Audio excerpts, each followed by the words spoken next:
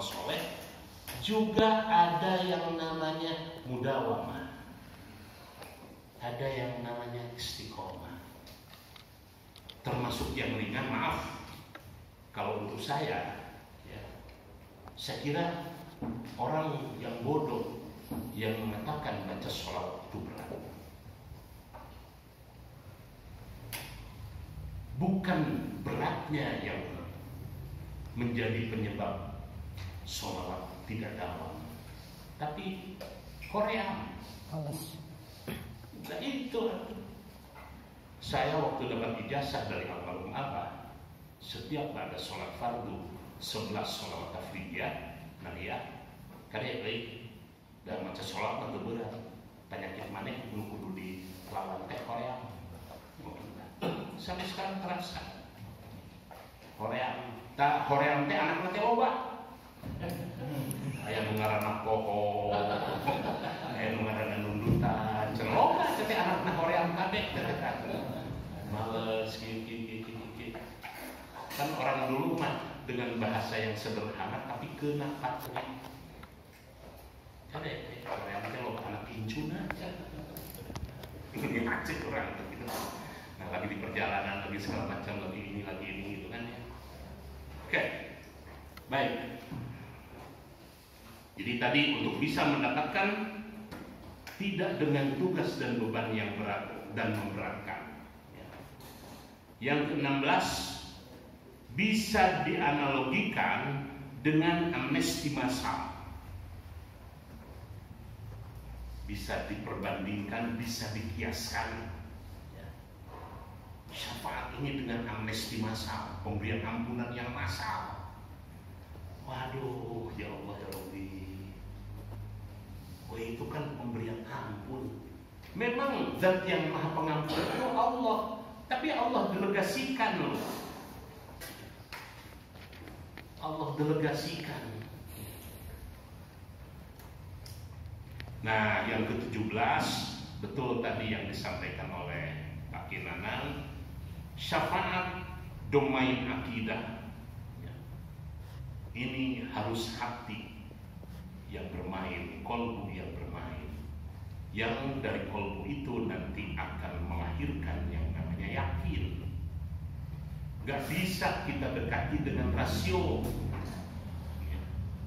Wajar kalau Ibnu Taimiyah dan sebagainya, karena orang Mu'tazilah itu rasio yang digunakan. Namun termasuk akal. Nah contohnya begini kan, mereka kan karena pendekatan rasio, wah nanti kasihan Rasulullah terlalu sibuk satu-satu gini loh, jangan dipakai ukurannya itu ukuran dunia. Contoh begini ya, kok Allah hanya sebentar saja menghidupkan, hanya membutuhkan waktu beberapa detik saja. Ayeuna lamun urang meunan lampu di ruangan ieu kudu hiji-hiji strek. Lamun hayang meunan sabandung teana ge pusaka jebret pareung kabeh. Lamun hayang sa Indonesia teana mah di Python di Jatiluhur jebret pareung ka sa Indonesia. Nah, yang namanya nyawa itu semuanya di tangan Allah kalau itu. Enggak ada kesulitan, orang pakai mempersoalkan itu patut. Itu mah kekuasaan Allah. Kan karena main logika, kurang keinginannya. Lampu itu karena ada energinya, ada potensinya. Tinggal mereng-mereng. Akhirnya cepet dari dia. Hayang sabandung, tak kemana unitnya Pak Jeng Nasek? Cepet, akhirnya kabeh jerukkan deh, cepet gitu kan. Nah itulah kekuasaan Allah. Jadi kita nggak bisa dengan menggunakan pendekatan rasio. Orang kan mikir, kumaha, oh iya lampu kan orang teh makan lampu tadi kan, oh ayam paling kabeh cepet. Nah itu jadi jangan dibayangkan itu sebagai sebuah proses yang menyulitkan, enggak. Baik, berikutnya 18. Nabi tidak terlalu aktif meminta, tetapi Allah aktif memberi.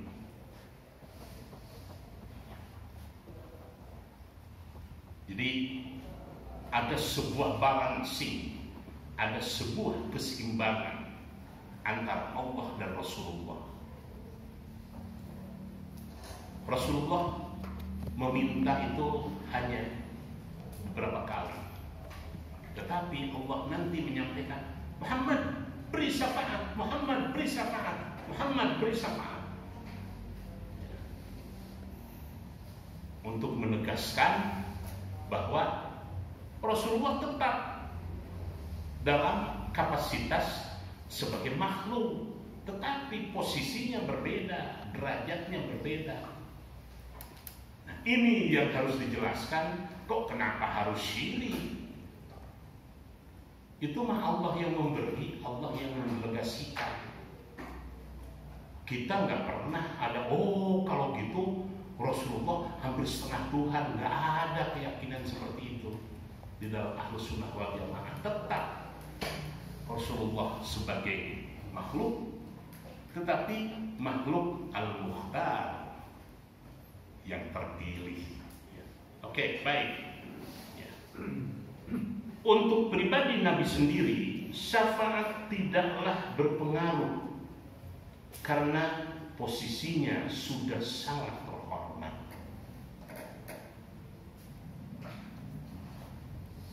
Apakah dengan pemberian syafaat itu Rasulullah semakin naik pangkatnya? Enggak. Jadi bayangkan ikhlasna, mana orang mah sugan bisa nambahan gaji, kan? Ayah bisa itu dengan Rasul itu, ya. Untuk pribadi Nabi sendiri, syafaat tidaklah berpengaruh banyak karena posisinya yang sudah sangat terhormat. Nanti orang, supaya posisi Nabi lebih naik lagi, sengaja Nabi diberi syafaat. Enggak. Tidak memberikan pengaruh terhadap pribadinya. Nah, kemudian yang ke-20, penerima syafaat itu merupakan anugerah yang istimewa dan luar biasa. Tadi saya katakan di depan, itu keputusan yang abadi. Ya.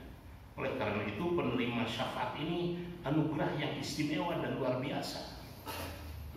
Yang itu mungkin akan menjadi tujuan dari semua hambanya yang sadar dan ngerti tentang syafaat. Kebayangkan namun di dunia bisa percaya syafaat, bukan menang, bukan menjadi itu. Terpercaya. Itu kan sangat luar biasa. Ya. Jadi ibarat seseorang yang ada di tengah padang pasir, orang itu bawa berlian 2 kilo, bawa emas 1 kilo, bawa dolar 1 kilo, tapi tidak perlu naik cai. Cai hanya secangkir air. Sok saha memberi cai, tak berlian orang bikin kabeh, emas bikin kabeh, dolar. Nah, ibaratnya seperti itu. Yang dibutuhkan ketika itu hanya air. Nanti di yaumil hisab, sambil berjalan proses hisab, yang dibutuhkan syafaat. Artinya amal soleh waktu itu sudah gak bisa menolong lagi. Yang ke-22, akal manusia tidak perlu intervensi karena masuk wilayah kekuasaan Allah dan yang maha kuasa. Itu yang tadi saya katakan. Akal manusia tidak perlu intervensi. Sekarang kan kita banyak intervensi dengan akal manusia. Kan akal-akalan, di akal-akalan gitu-gitu. Asugan iya,